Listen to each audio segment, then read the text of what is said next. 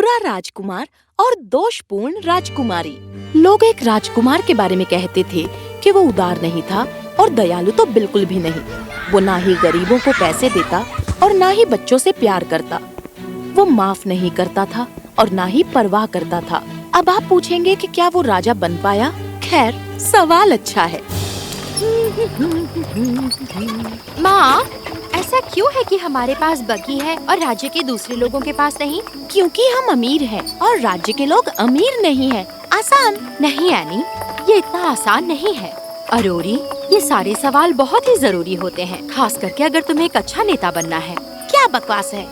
भला ये अगली नेता क्यों बनेगी? वो तो मैं बनूंगी ना। मैं बड़ी हूँ, इसलिए सिंहासन की असली हकदार भी मैं हूँ। हमारे राज्य में नेताओं को इस तरह नहीं चुना जाता है और तुम ये जानती हो। और उसी समय अचानक बग्घी रुक गई। डाकू आ गए। रानी निडर थी। वो डाकुओं से लड़ी और उसने अपने दोनों बच्चों की रक्षा की। लेकिन किस्मत में कुछ और ही लिखा था। डाकुओं के पास बॉम्ब थे और उन्होंने बॉम्ब फेंके और जैसे ही धुआं साफ होने लगा, डाकू गायब हो गए और साथ ही अरोरी भी। नहीं, अरोरी! अरोरी!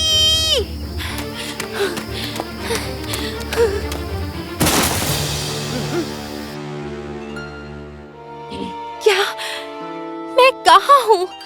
कौन हो तुम? आखिर हुआ क्या है? बेटा, क्या तुम्हें तुम्हारा नाम याद है?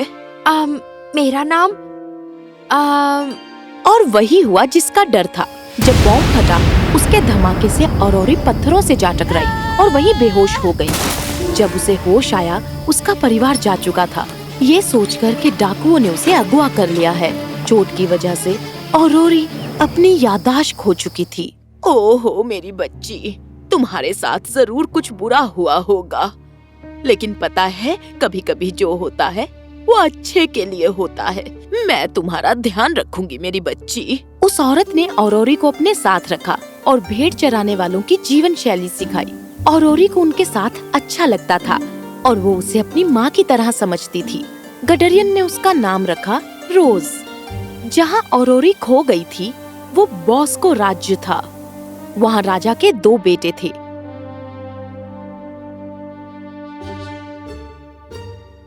दोनों राज्य का नेतृत्व करने लायक थे, लेकिन उनमें से एक को ही सभी प्यार करते थे।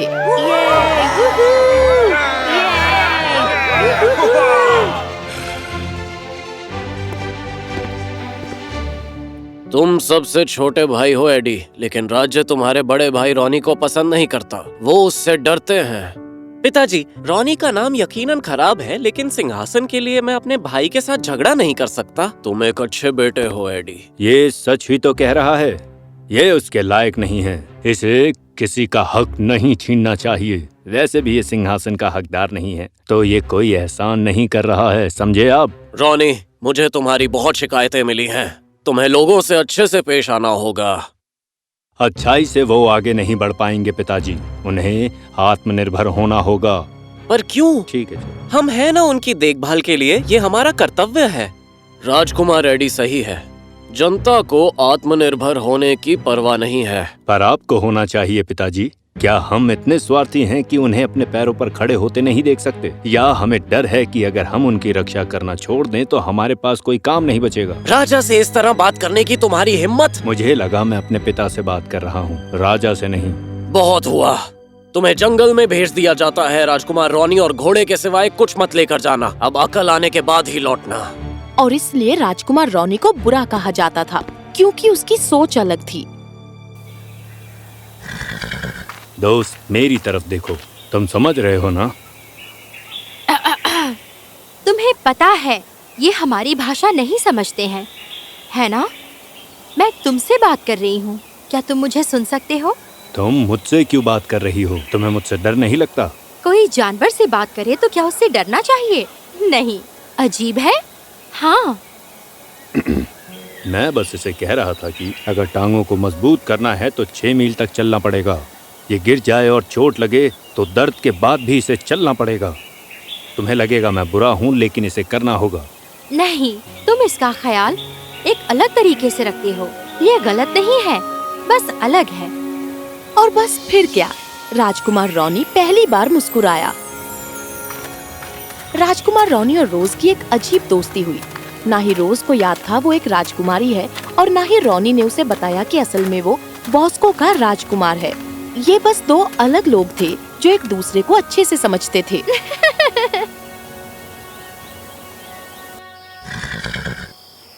राजकुमार, हम थक गए हैं, थोड़ी देर आराम कर लें। ओह, मैं भी ना। हाँ बिल्कुल, हम काफी समय से यात्रा कर रहे हैं।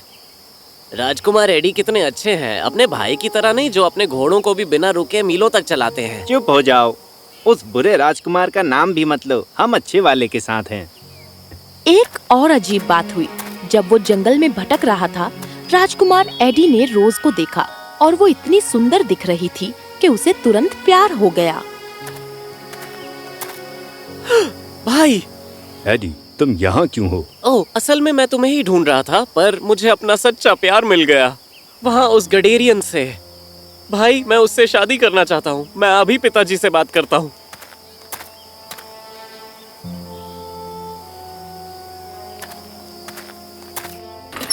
अगले दिन राजा गडरियन के घर आया, साथ में बहुत सारे गहने और मिठाइयाँ लेकर। मेरे महाराज, अपनी बेटी की शादी समझदार राजकुमार एडी से कराकर मुझे खुशी होगी, लेकिन मैं उसकी असली मां नहीं हूँ। वो मुझे कहीं मिली थी और मैंने सिर्फ उसे पाला पोसा है। राजा और राजकुमार एडी हैरान हुए, लेकिन क्योंकि वो शाही परिवार से थे, उन्हें औरोरी की कहानी से कोई लेना देना नहीं था। कोई फर्क नहीं पड़ता वो कहाँ से है, उसे चुना गया है कि वो हमारे बेटे की राजकुमारी बने। पर जैसे ही रोज बाहर आई, सब लोग सत्ते में आ गए। उसके चेहरे पर खरोंचे थी। इसके चेहरे को क्या हुआ? ओह, कल फल तोड़ते समय वो झाड़ियों से गिर गई थी। इसके चेहरे पर खरोंच आ गई, लेकिन यह भी वही इंसान है जिससे आपके बेटे को प्यार हुआ। नहीं, ये नहीं हो सकता। जिसे मैंने देखा वो... तुमने मुझे गिरने से पहले देखा और तुम्हारी इतनी हिम्मत, तुम मेरी किस्मत का फैसला मुझसे बिना पूछे करोगे?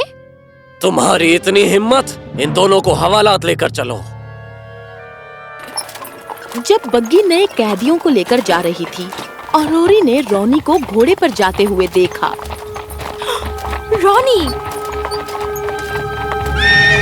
रॉनी, तुम्हारी हिम्मत कैसे हुई ये करने की? रोज को छोड़ दो।